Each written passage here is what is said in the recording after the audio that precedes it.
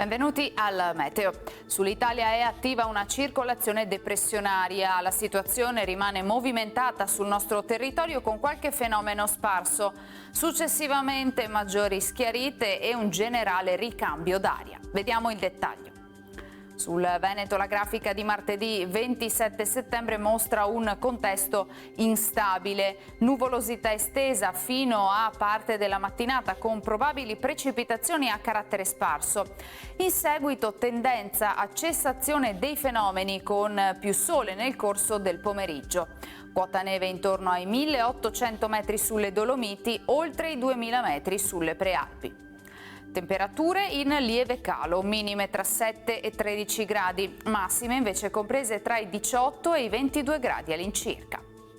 Spostiamoci ora sul Friuli Venezia Giulia. Al mattino cielo in prevalenza coperto con rovesci e temporali, qualche nevicata sulle cime oltre i 1800 metri, schiarite a partire dal pomeriggio. Temperature minime sui 10-14 gradi, massime intorno ai 19-20 gradi. Infine diamo uno sguardo alla situazione del Trentino Alto Adige. Nubi basse anche qui con precipitazioni deboli in esaurimento con il passare delle ore. Temperature minime intorno ai 9-10 gradi, massime sui 22 all'incirca.